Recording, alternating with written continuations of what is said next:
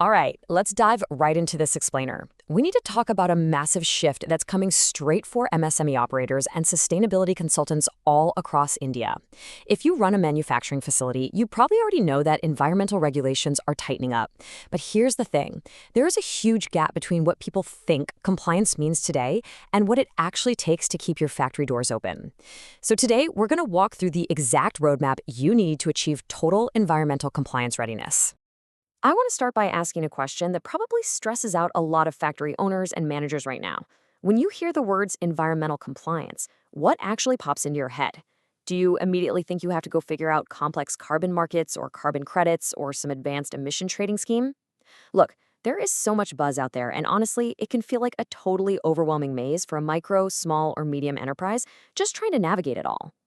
But here's the reality check, and it might actually be a relief. Your first step? It's not trading carbon. It's mastering the absolute basics.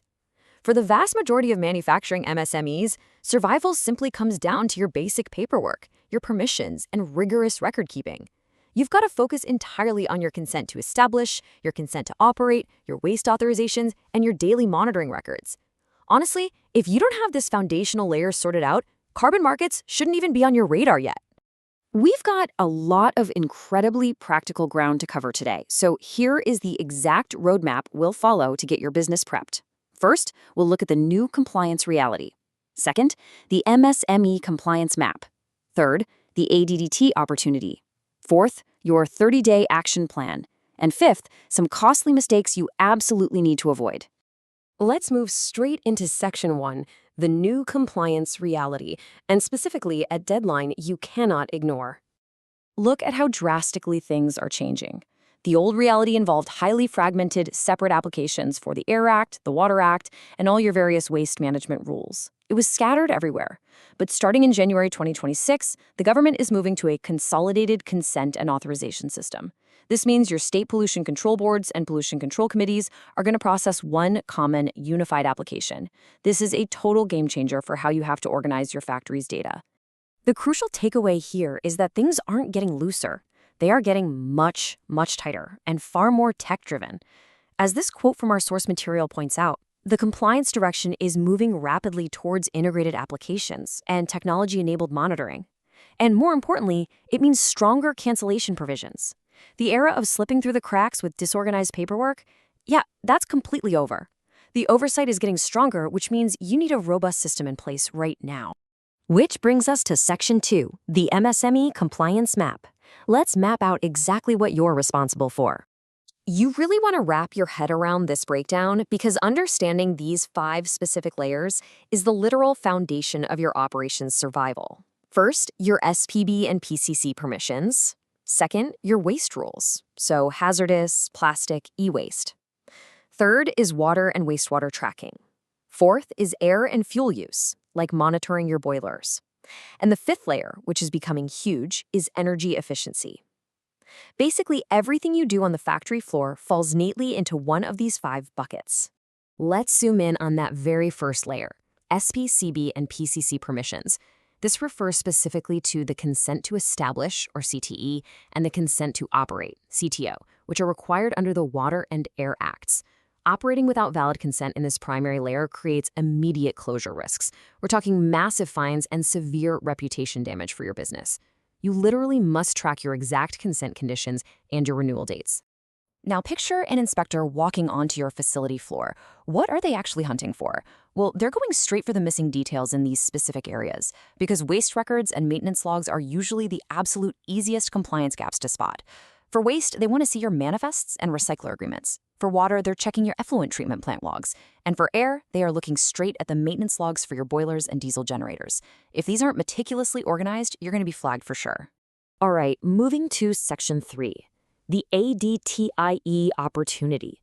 This turns compliance from a headache into a major financial win. We've talked about the regulatory stick, so now let's look at a massive financial carrot. Launched by the Ministry of Power and implemented by BEE, you really need to reframe how you look at the ADT scheme. Don't just view this as some abstract climate initiative. For an MSME, ADTIE equals cost reduction plus finance plus technical support. It's an opportunity to upgrade your factory's energy efficiency while significantly slashing your daily operational costs. And get this, the government is putting some serious financial weight behind it. 1,000 crore rupees. That is the massive budgetary outlay backing this initiative. They are heavily incentivizing you to adopt energy-efficient technologies, whether that means upgrading your old motors, your compressed air systems, or your chillers. Out of that giant budget, here is exactly how it benefits your bottom line. This number, 5%, represents the interest subvention directly available for micro and small enterprises taking out loans for these efficiency upgrades. So, if you need to finance new equipment on your factory floor, the government is literally stepping in to subsidize the interest rate on that loan by a full 5%. And if you're a medium enterprise, you aren't left out. You're entitled to a highly lucrative 3% interest subvention to upgrade your factory's energy performance. Think about that dual benefit. It directly reduces your upfront capital expenditure costs while simultaneously lowering your monthly electricity bills. It's a win-win. But wait, it isn't just about cheap money. The ADET scheme actually gives you an end-to-end technical support package. They help you with investment-grade energy audits, preparing your detailed project reports, figuring out the exact right technology for your specific factory, and even ongoing monitoring and verification. So it's a comprehensive technical support system that gets you totally prepared for future decarbonization programs. Okay, Section 4. Let's take all of this data and execute it with a 30-day action plan.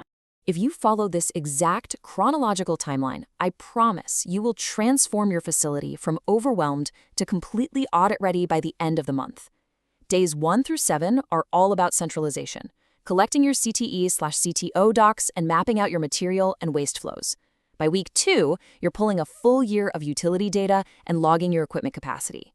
Week 3, you meticulously audit your waste invoices.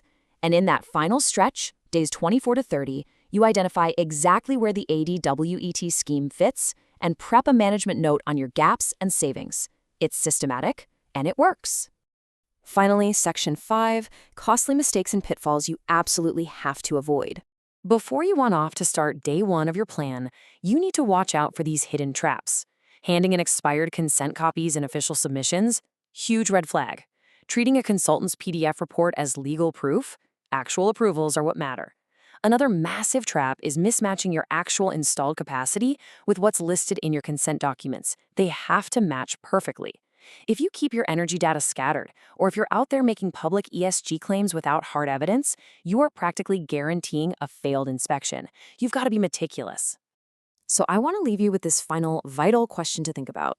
Take a hard look at your files today, grab your 30-day plan, and ask yourself, would your current factory paperwork actually survive a unified 2026 inspection? The clock is ticking toward that consolidated application deadline. Now is the time to organize your records, capitalize on that ADT funding, and really secure your factory's future. Thanks so much for joining me on this explainer, and seriously, I highly encourage you to start day 1 of your action plan tomorrow.